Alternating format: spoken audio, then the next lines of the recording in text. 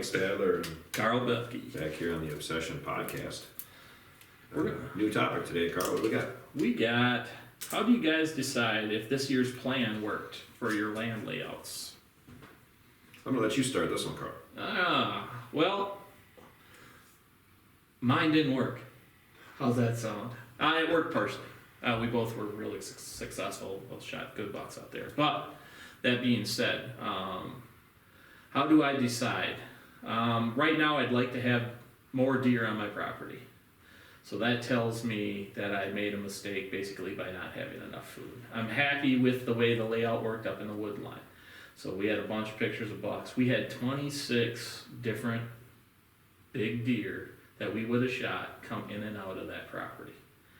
They weren't staying there, you know No, that. they're traveling. Yeah, traveling back and forth. Yeah. But we did have some home bodies.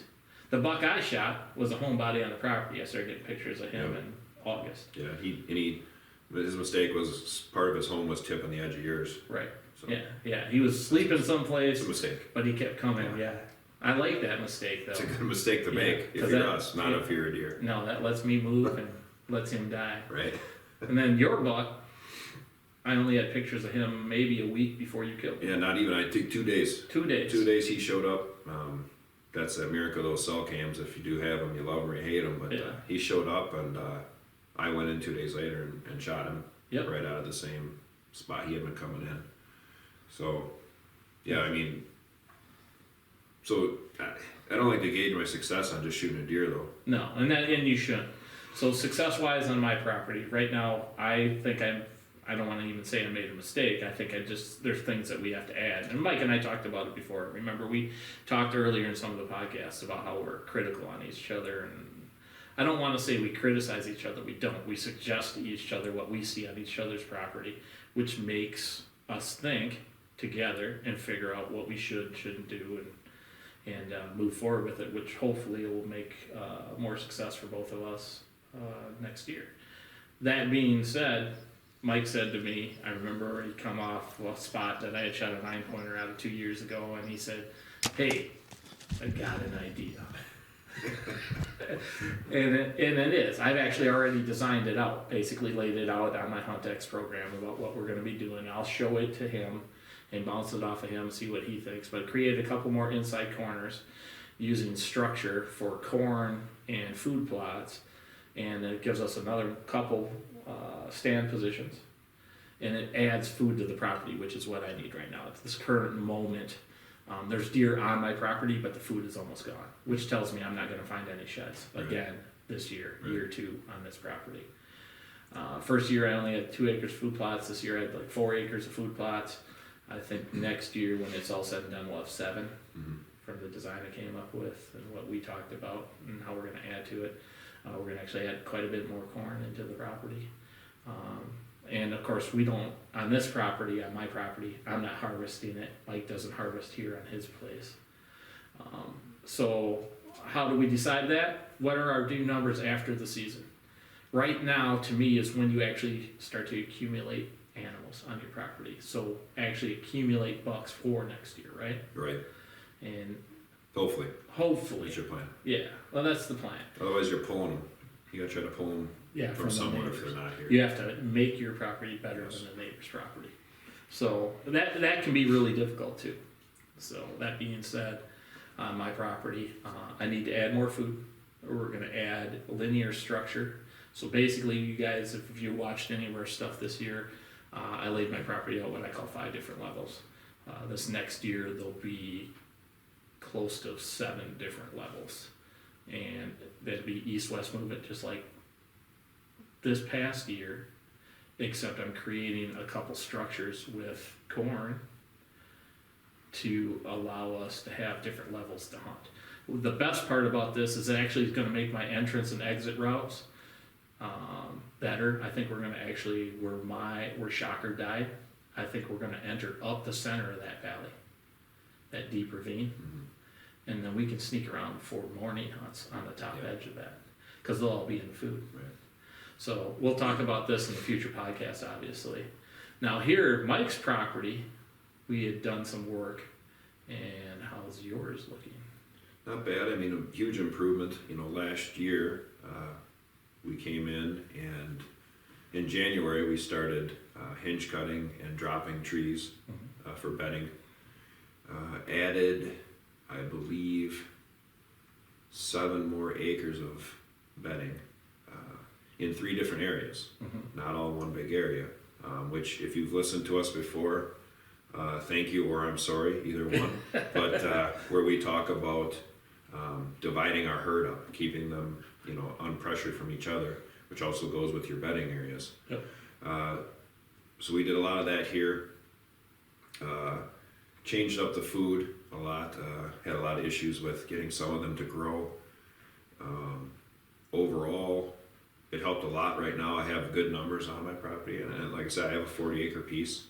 All my bucks made it through. We let them all go. They're all still here, which is what we want. Hoping to find some sheds, but seen a lot of things that need to be done. A lot of that came from Karl looking at aerials of what he thinks he saw that we need to do. Things I seen as the stages of the year go on, as you go to certain stands and leaves go away, things change. Right. Entrances and exits are better. Yep. But far from good. Yeah. Well, we want to make one suggestion that we talked about when we were heading to North Dakota, because we had a 14-hour drive together heading out there, so we discuss a lot of things. We talk about hunting. Right, a little bit of hunting. And add that west side entrance. Yes, for sure. Property, which will allow deer to move and keep them off the neighbors at field edge where they seem to shoot deer for and, it too. And it goes to how, Karl's property, how he says it in levels too, is his property starts low and steps up high. It's more hill country property. Mine also, when we think about it, we're going to be into 4 or 5 different levels on this, that how we need to hunt it. Yep. And if, I don't know, it's kind of a thing that kind of came from Karl, I think, the levels and stuff like that, and to me anyway, and if you can set up certain pieces of your property, hunt at certain times, mornings, nights, is really how you need to be. Yeah, 100%. And that's deciding, right now, like I said, we're still deciding whether or not we think our plan would work. And remember this, that you're always going to be changing your property. If you're not always changing your property, then there's something mentally wrong with you, I think. Yeah, if you're not learning something every year, you're not going to get to your end goal. Yeah, whatever that might be. I don't ever think that properties are never what you're going to consider to be perfect.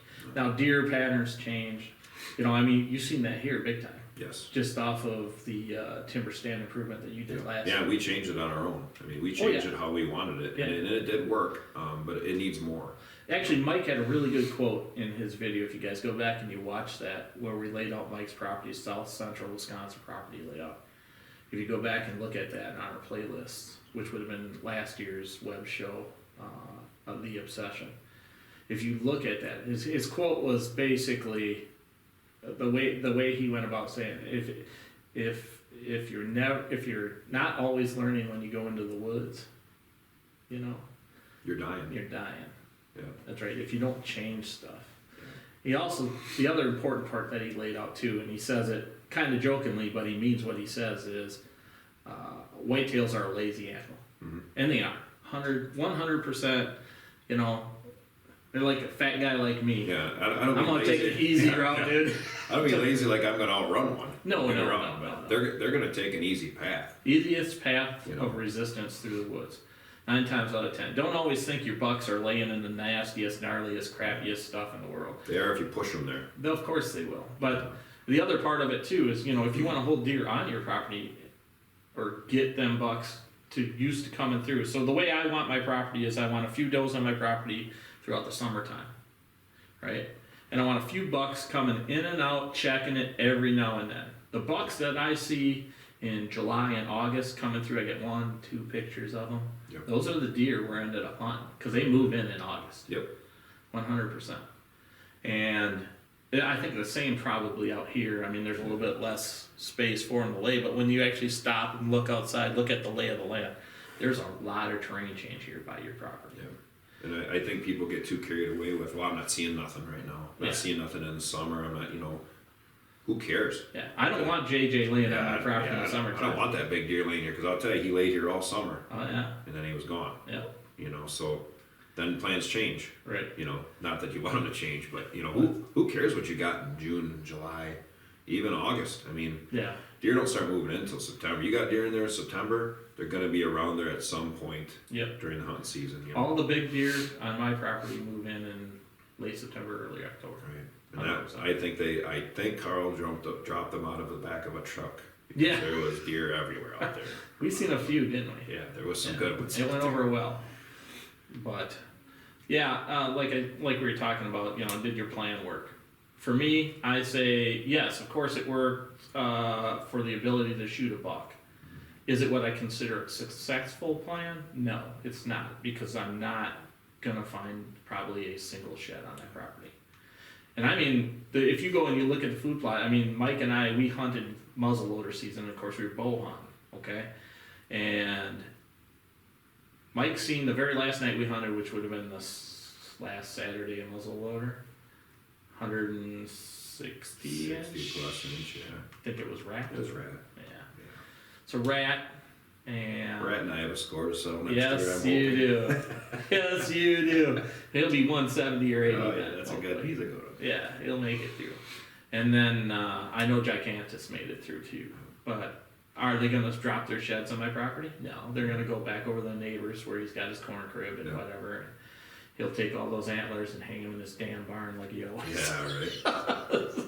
Yeah, I mean, you know, and I've had people ask me too. They think, you know, because they see this is all that Karl and I do, you know, all year.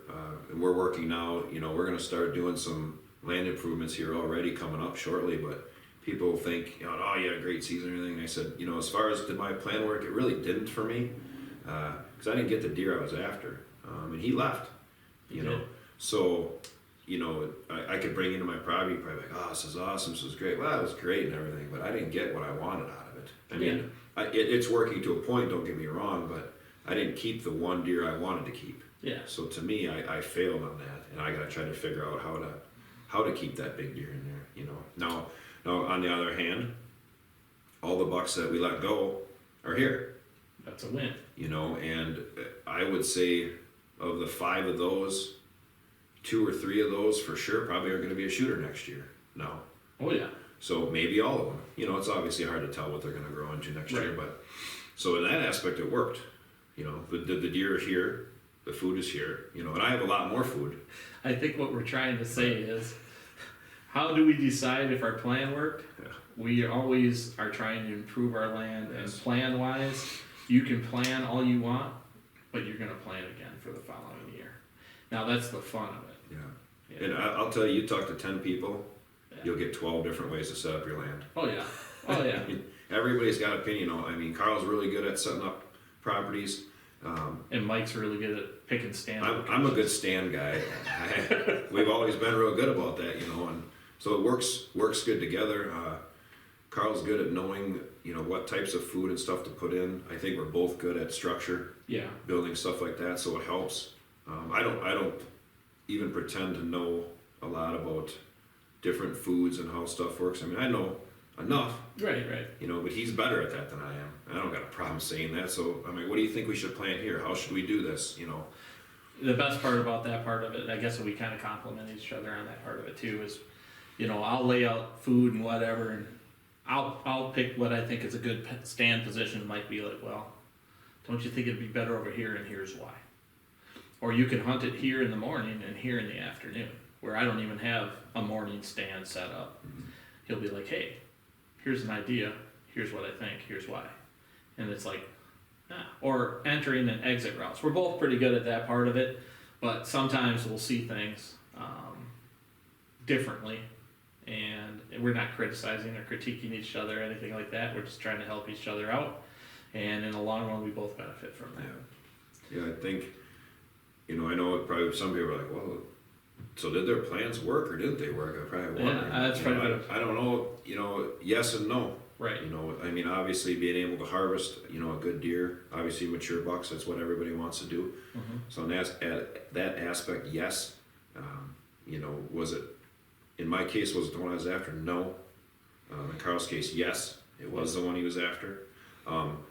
You know, in my case, the deer are here over the winter, which I wanted, and in Karl's case, they're not there over here. So really both of us failed in at least half of what we tried to do.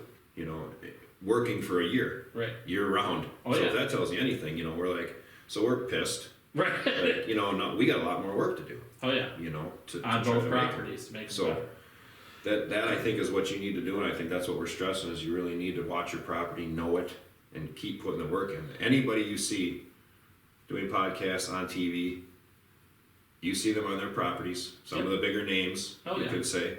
Yep. I got my air quotations on. I know, I seen it. They're going to show you, a lot of them are going to show you how much time, effort they're putting into their properties, Yeah. Granted, they're probably a lot bigger properties than what we're saying. Right. But also what we're telling you, you can have a small parcel of land, and you can have success.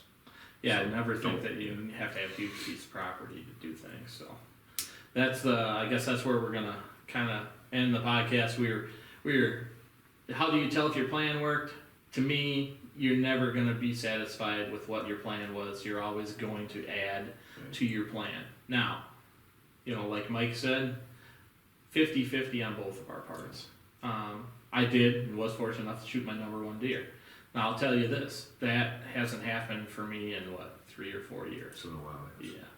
So that being said, I guess I don't want to call it reliability. I have to make some changes to make my property to hold deer a little bit longer. I mean, if we were holding deer in the muzzleloader season a little bit longer. Now obviously we've seen some good deer. The two bigger ones are still on the property, and they were still there then.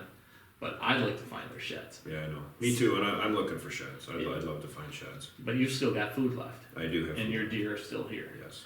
My food's pretty much completely decimated, and the deer are just traveling in and out of it. If I find a shed, it's pure luck. Right. It's not because they're going to stay there because they had the food, because it is gone. So now we're going to add. Right. I think the biggest thing you take is remember, good plan one year is not the same plan the next year. No, you're going to have to always adapt. That's 100% change. True. So to keep your property working the way you want to, you can't keep doing the same thing year after year after year. It's just not going to work every year. So. Yeah, and realize, your deer change just as much as you change, and the hunting in your property or on your property is going to change yearly also. So you also have to be able to partly adapt to that too. You can get them to do what you want them to do. You can. But it's going to be within their spectrum of choice. Right. So anyway, we're going to go, and that'll be about it for right now for this podcast. I think we're running low on time here. So. Yep. Thanks for tuning in. Thanks for listening to the Obsession. Thanks for watching on YouTube. We appreciate all you guys' support.